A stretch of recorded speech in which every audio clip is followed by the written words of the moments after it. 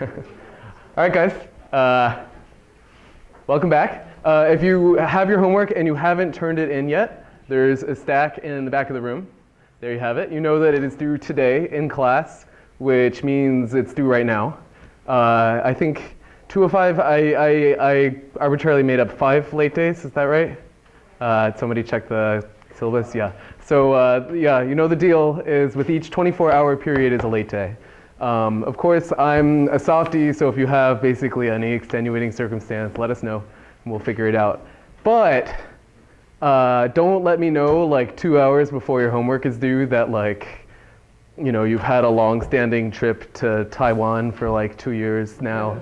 Like, let me know ahead of time, or it's going to look awful suspicious if nothing else. But things happen, and I know that. My main concern is that you learn.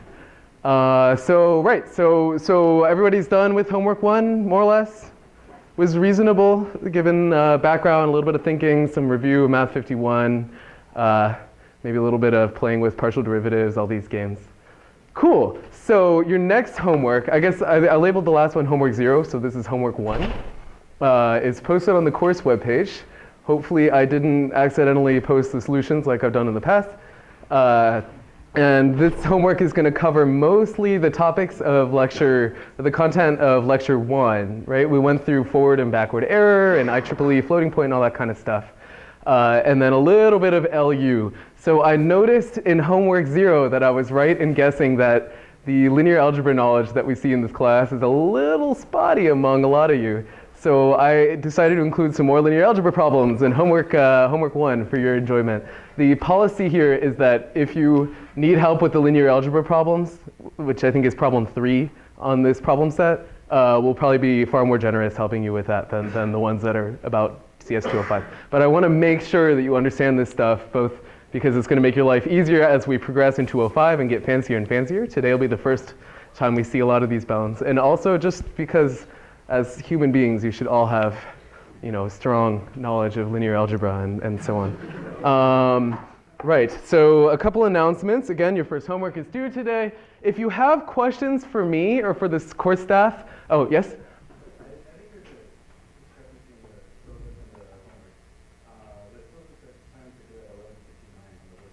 Oh, shoot. Okay, they're doing 11:59. Cool, that's fine. Sorry, I copied and pasted homework from CS 468, that's the class I taught last time. Yeah, midnight's fine. But 12:01, it's late. Okay, right. If you have questions for the course staff, either about course content, homework, or like procedural stuff, you want to tell me your feelings, all that's fine, but put it on Piazza, because that way all of the members of the course staff can see it, and we can type things in LaTeX, which is humongously useful in a math class. By the way, I noticed that there were like several of you guys that typed up your homework, which is awesome, but did so in like ASCII art with matrices. You should take this as an opportunity to learn LaTeX as a typesetting system. Yeah, and if you're being shy or if you think we're going to judge on you, and we won't, trust me, when I took CS 205A, I was like the biggest, most annoying guy in all of Ron's office hours. You can post anonymously or privately, I don't care, it's fine. And finally, thank you for reading the course notes really closely and sending me comments. If you even have comments like, I don't get your discussion of X, that's cool, and I will fix them, because chances are I'm going to try and reuse these, so it's useful. And also, it's useful for you guys, because I'll fix it. And in case you like, you know, there's some sort of credit thing, I'll certainly, you know, acknowledge you somewhere in case these things end up in publication, which there's very small odds they might. Anyway. So to continue from last time, when I so rudely ended your class 15-20 minutes early, we were discussing the LU factorization of a matrix. Remember how this goes. Basically, we started by deriving the Gaussian elimination algorithm, right? Basically the same thing that you did over and over and over again in linear algebra class, but just codified, right? Getting your matrix into, what do they call it, reduced row echelon form. In fact, I think there's an RREF function in MATLAB if you like that kind of stuff. But you shouldn't use it because there's backslash and that's fewer letters.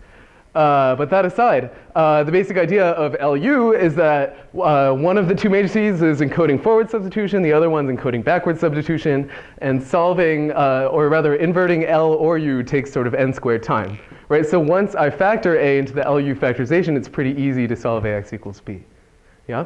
So we're going to continue with our discussion of LU. Before we do so, were there any questions sort of lingering from last time? I was in such a hurry to get out that I probably missed some. Going once, going twice. All right. So I got a question for you guys, which is, does every matrix A emit a factorization A equals LU? Yes. What's your name? Eric. Eric. If A isn't invertible, maybe it doesn't admit the factorization LU? Yes, yeah. If A is not invertible, it certainly doesn't have to admit an LU factorization, at least the way that we've derived it here. Let's say that A is invertible. Does it have to admit an LU factorization? What was that? You think it's no. Why do you think it's no?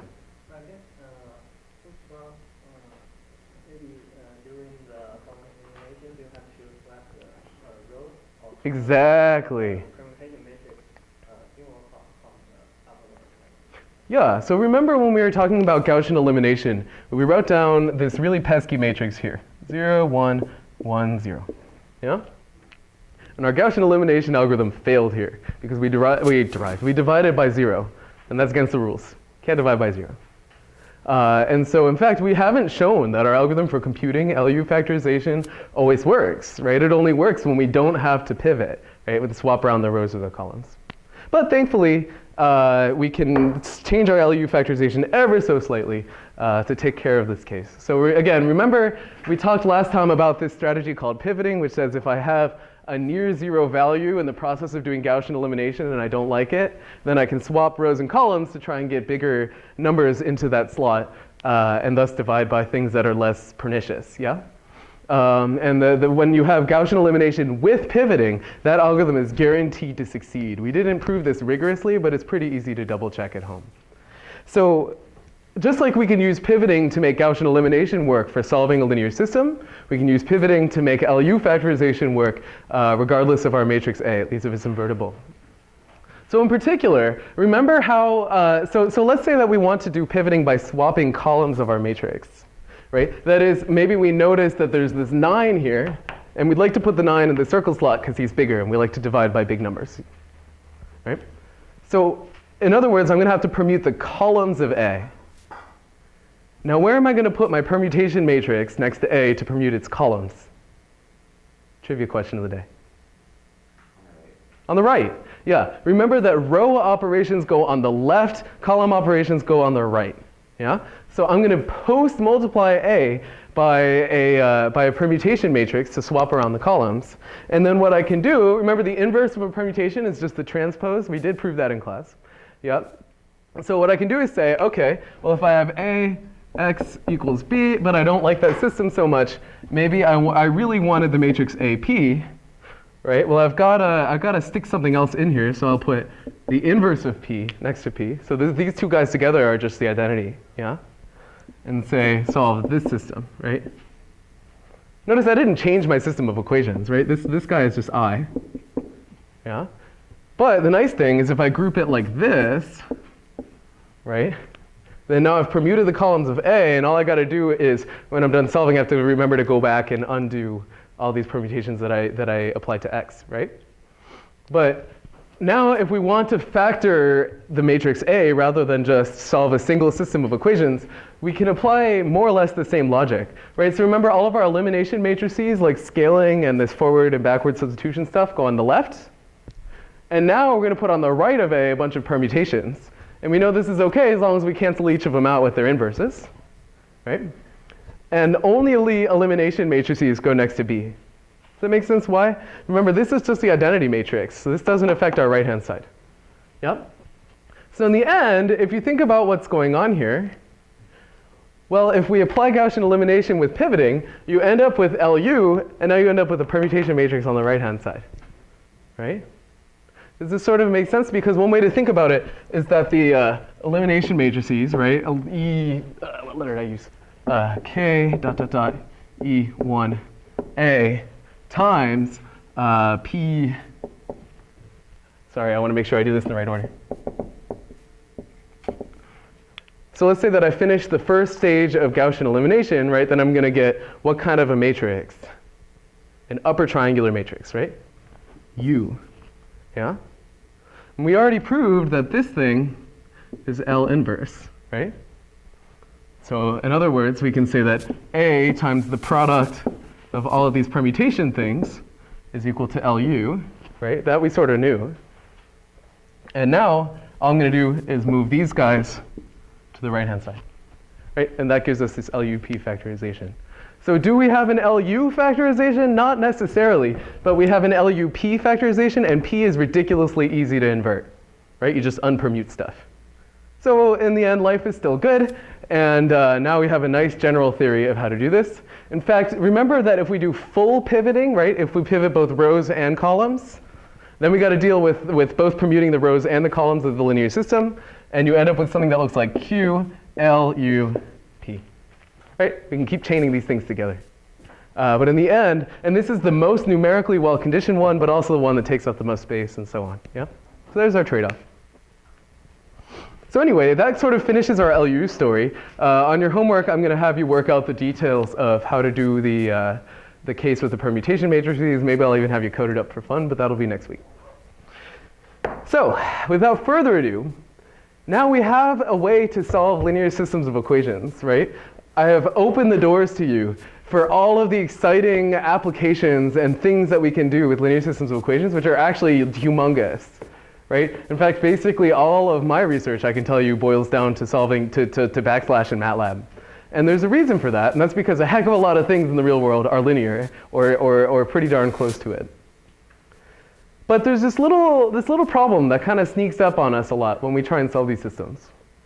Remember, so far, everything that I've told you about LU factorization is in this nice LaTeX slide. In the back of our heads, we're thinking continuous numbers and the real numbers, right? There's no rounding, no truncation, nothing. But in the real world, that might not be the case, right? In fact, if we're solving AX equals B, we might not even be able to write down A, X, or B in any sort of nice form that we can completely trust. Right? So if we want to do our homework, we've got to go back and evaluate how sensitive this linear solve is to these sort of small perturbations in the different variables that are involved, right? The different inputs. And so that's going to be our job today. And then on Wednesday, we're going to finally go through all kinds of practical problems in machine learning and vision and graphics and everything else that actually use linear solves. But for today, we got one more theory lecture. And I'm going to warn you that this is one of the hairier sort of hairier sets of derivations that we're going to do in this class. How do I do this full screen? Ooh. Cool. So today we're going to talk about the sensitivity and conditioning of linear systems. Yeah?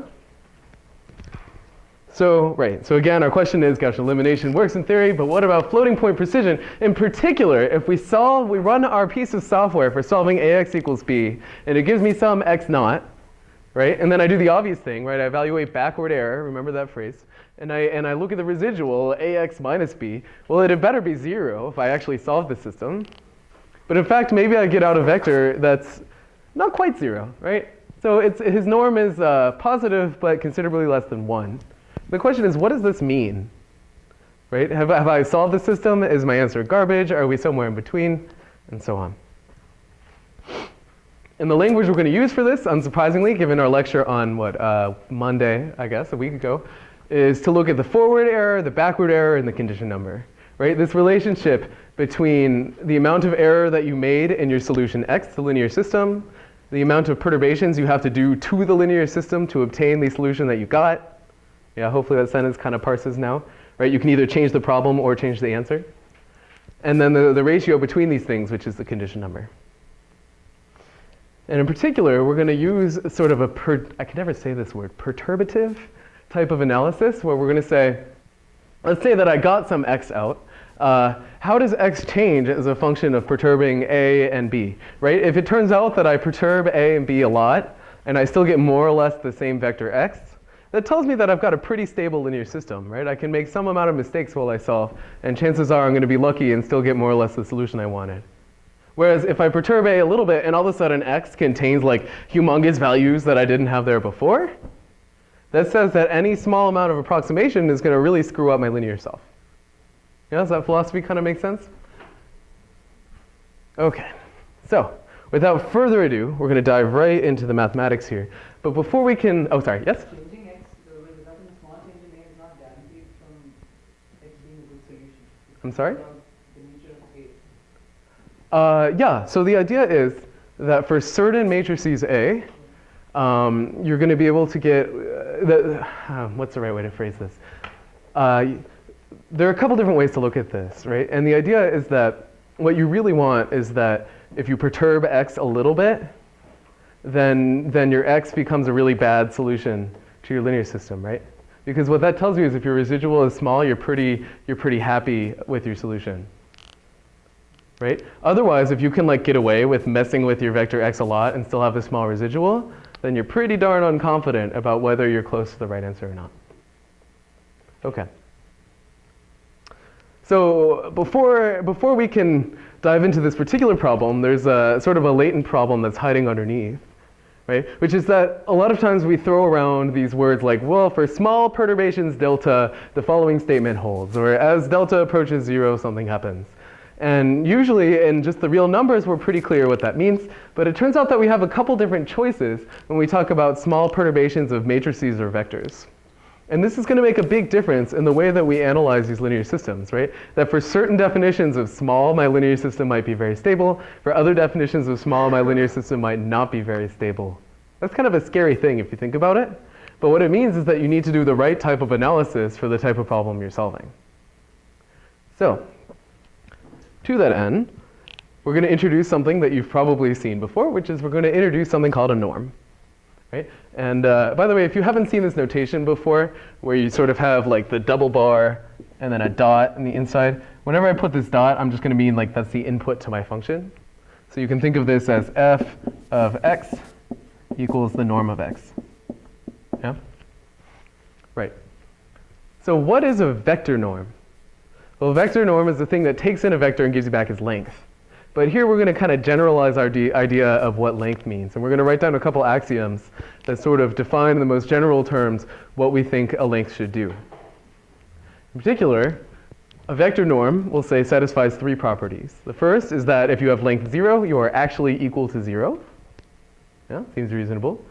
The second one is that if I take my vector x and I scale him by a scalar c, then the length is equal to c times the length of x, right? Or mod c, right? Oh, by the way, mod, absolute value, whatever. And finally, the third one, which is going to make all the difference, is this thing called the triangle inequality. How many of us have heard the triangle inequality before? Good, right? Which is that the norm of the sum of two things is less than or equal to the sum of the norms, right?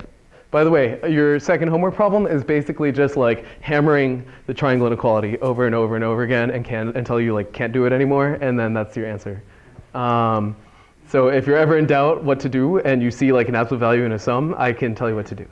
But that aside, and that's, by the way, more or less like all you do in finite dimensional real analysis, right? It's just like triangle inequality, Cauchy-Schwarz, and you know, alternating optimization. Anyway. So we already have one norm that we know and love, probably from high school pre-calculus class, which is the 2 norm. Right? I got a bunch of questions on Piazza. By the way, guys, read the other questions on Piazza before you ask a new one. But I got a bunch of them saying, why the heck do you have this subscript 2 next to all of your norms? Right? And this is the reason why, because in this lecture we're going to talk about some other norms. But the 2 norm, or the Euclidean norm, is particularly important. It's the square root of the sum of the squares. Right? So if you think of your vector as just a line in space, then it's just the length of the line. But that's not to say this is the only notion of distance that's out there. So let's think about some other ones. Well, for one thing, we can generalize just a little bit and write down something called a p norm. Right? And so instead of the square root of the sum of the squares, maybe I take the cube root of the sum of the cubes, or the 4th quartic root of the sum of the 4th powers, or what have you. Right? Obviously, I need to put absolute values around all of the xi's here, or else you're taking powers of negative things, which is always creepy. But in the end, you get this whole class of norms, which are all different from each other. All of these you can check satisfy the triangle inequality. In fact, it's pretty easy to check that sort of by, you take the pth power of this, so that you know the usual trick to avoid having to deal with p roots. Hopefully you're used to this from your homework now. And then you can expand each of the individual terms. The binomial theorem is helpful if p is integer, by the way. But anyway. There's one p norm which is particularly important, which is the 1 norm. And this shows up Well, for one thing, simply because it's very easy to compute, and also it actually has made a reappearance in research in the last 10 years in a field called compressive sensing, which maybe we'll try and motivate in a little bit, depending on time. But anyway, so let's examine the one norm just a little bit. We also call this the taxicab norm, and the reason why is it looks like this.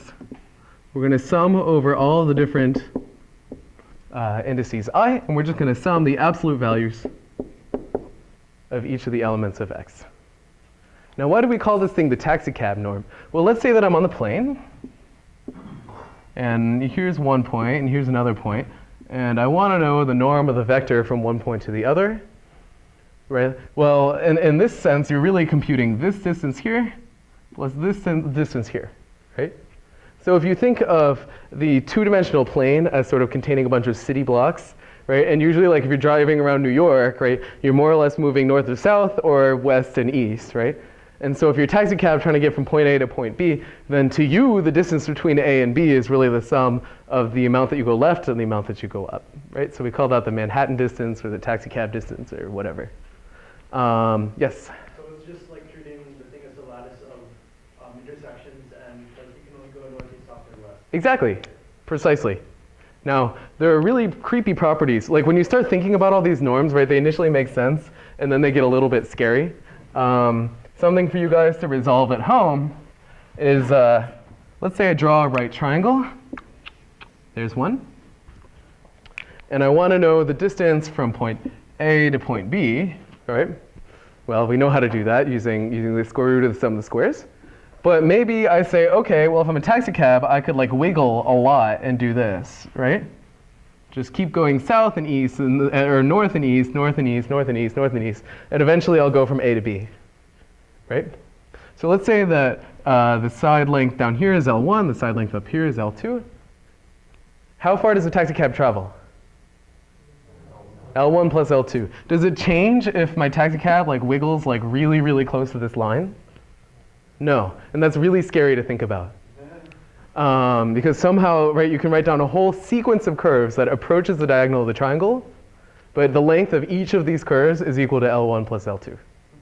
So that's one of these indicators that worrying about what small means and how convergence works really is very important. Yes? I want to know why P has to be at least 100%. We will come back to that in about 18 seconds. More like 43 seconds. Yes? Probably. If not, you can call it Solomon's problem. Yeah, it's I don't know. All these paradoxes have names, right?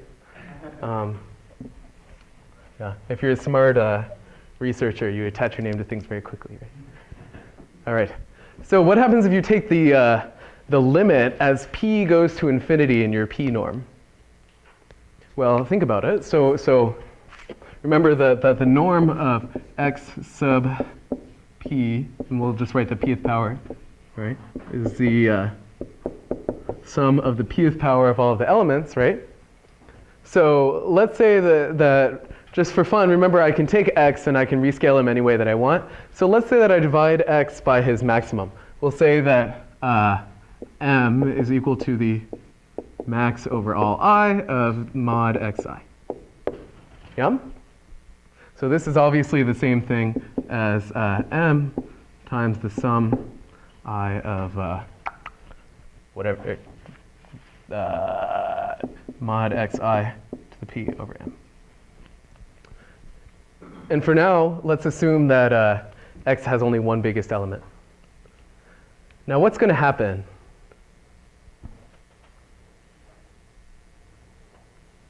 Anybody? So in fact, let's just for fun, we're going to put a p there, right? Obviously, I meant to do that the first time. So what is this fraction? Well, it's equal to 1 at the biggest element, and it's equal to something less than 1 at all the other elements, right? So what happens as p gets bigger and bigger and bigger? This number is going to go to 0, except at that one slot with the biggest element of our vector, right? So if you think about taking a limit as p goes to infinity, then we can write down the infinity norm of x, which is just going to be the biggest of any of the absolute values of any of the elements inside of x. Right? And this thing is also a norm. In fact, one way to argue that it's a norm is by arguing that this is a norm for all p and then taking a limit. Yeah? That's a stupid way to argue because they're much easier, but you could. So now we have a whole zoo of different ways to understand the length of a vector, and it's important to kind of understand how they're different from one another. And to me, one of the most valuable ways to think about this is by drawing the unit circle in each of these norms. Right? So what do I mean by the unit circle? We're going to say that the unit circle is this set. It's the set X such that mod X for a given norm, right? I'm not going to give them a subscript, is equal to 1. Yeah? So what's the unit circle for the 2 norm? Is probably the one we're used to thinking about, right? So this is mod x2, right? And then this is just a squared plus b squared equals 1, so we're pretty clear that the unit circle should be this, modulo my really horrible drawing skills. But let's think about the 1 norm, or the taxicab norm. Right? And what is the unit circle for the taxicab norm? Well, I can write down a couple points. Oh, sorry. Yes? In fact, yeah, you should answer it for me. I shouldn't. Why am I giving the lecture? What was that? Yeah, it looks like a square. In particular, why is that? Well, think about it. So clearly, these 4 points have unit length, right? Assuming this is the point 1, 1, these are -1. Yeah? But if you think about it, these absolute values kind of look like lines. Right? Particularly here, right? So remember that you can think of this norm as the mod x plus mod y, right? So in the first quadrant, for example, x and y are both positive, so this thing looks like x plus y equals 1, right? And you get this line here. And if you repeat your argument 3 more times, then you get this nice diamond. It's a nice diamond. Yeah. So similarly, does anybody want to take a guess at the unit circle of the infinity norm? Mm-hmm. Yeah, it's a square, kind of rotated the other way. Right? So what do you think that the p norms look like between the 1 norm and the infinity norm? Something very cool happens. It's sort of this nice geometric thing where you start with 1 square, slowly the corners of the square smooth out, right? You kind of get this kind of a shape. You hit the circle when you hit 2, and then you start to fill in the corners of this square, having sort of more and more pointier corners until eventually, as you approach infinity, you get this other unit square. Yeah? So what happens when p is less than 1? Right? That was the question we got a few minutes ago. Sorry, I think it was more than 43 seconds. Well, in that case, right, if we kind of follow our pattern the other way, then we're going to get something that looks like this. This diamond shape. Now, how is this diamond shape different from all the rest of these guys? Well, he's not convex, right? And in particular, if you go back and think about it, if this shape isn't convex, then there's no way that your norm can satisfy the triangle inequality. And so what happens is the second that p gets less than 1, you no longer satisfy the triangle inequality, and then you're no longer a norm. However, by the way, in modern machine learning papers, sometimes you'll see them talk about the p norm for like negative p and all kinds of weird stuff. And you should know that that's not really a norm. They call it a norm because it takes the same form as all this other stuff, but it ain't one of those. In fact, we can very quickly, oh right, I have an extra 15 minutes. Yes, we can justify why all of these different norms are important. So remember, and maybe we'll do this in more detail on your homework if I'm feeling evil. But remember that you solve this system ax equals b. And maybe this guy is underdetermined.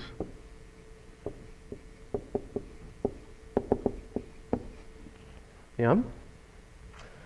What does underdetermined mean? That means that there's multiple x for which ax equals b. In fact, maybe I can write down a whole plane. So here's my, we're going to think of this as x1 and this is x2, right? And maybe there's this whole set of different x's that all satisfy ax equals b. Remember, in general, this will look like a line or a plane or something easy, right? Well, one way to help determine this system is to solve a slightly different problem. We're going to say minimize the norm of x such that ax equals b, right?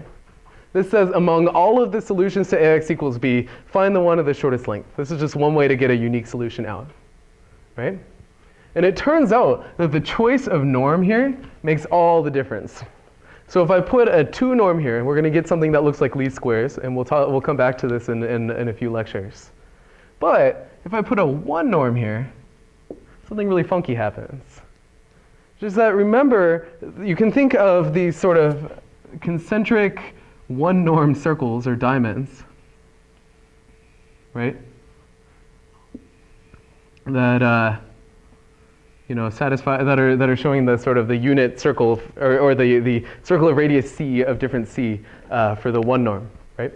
So let's say that I wanted to minimize the 1 norm of x, right? Well, in general, you can think of the sort of farthest out point at x as one of these 4 corners, right? So in fact, for 99.999% of A and B, under some pretty weak conditions, the minimum of this optimization is going to hit one of the 4 corners of this diamond here. And the 4 corners of this diamond have a particularly nice property, which is that one of the 2 numbers is 0, right? This looks like maybe x equals 1, y equals 0. This looks like x equals 0, y equals 1, and so on, right? So in fact, kind of a fun thing you can try and think about is that if you want the solution x to ax equals b with the most zeros in it, one way to get close to that is by minimizing the 1 norm of x rather than the 2 norm. What happens in the 2 norm? Well, now the side of my circle can run into this plane in any which way, right? And so you don't get so lucky. In general, you get a pretty dense answer. And this is sort of the motivation behind an entire field of research in statistics, which is very trendy right now. Some people call it compressive sensing, sparse, whatever the heck. And it's very important, right? In fact, they're able to prove lots of things like they have a really neat system for MRI scanning, where usually, when you do the MRI, you kind of stick your foot in there and like it goes around for a long time. And the reason it's doing all these different, is it MRI? Well, X-ray, I guess. Right, it has to send these rays through your foot every which way, and it's getting sort of the integral of the density of your leg along the entire line from your, the inside to the outside, and so it kind of has to solve this inverse problem. So in compressive sensing, what they were able to do is just like do this 4 times, like shoop, shoop, shoop, shoop, and take the solution with the most zeros, and somehow that's the simplest answer, and they get a pretty good reconstruction. So rather than having to sit there with your leg in this machine for hours on end, you can get away with far less data. And so this is. Their big tagline is they're getting over the Nyquist limit, which is completely false, but there's some reasoning there. Anyway, back to the material at 205. If we want, we could ask like, when do 2 norms tell us more or less the same information, right? And one way to roughly measure this is to say that 2 norms are equivalent, and equivalent is a technical term here, if there are 2 constants, c low and c high, so that the norm of x with respect to 1 norm is bounded below by the guy's other norm when you multiply him by c low, and bounded above when you multiply it by c high. Does that make sense? So now you kind of sandwiched in between 2 multiples of the other norm. So unfortunately, something that we're not going to prove in class, I'll see if I can find like a short proof for your homework, although I don't know if there is one. There's a really kind of upsetting theorem, which says that all norms on Rn are equivalent. That is, for any pair of norms that you can write down on Rn, there is some c low and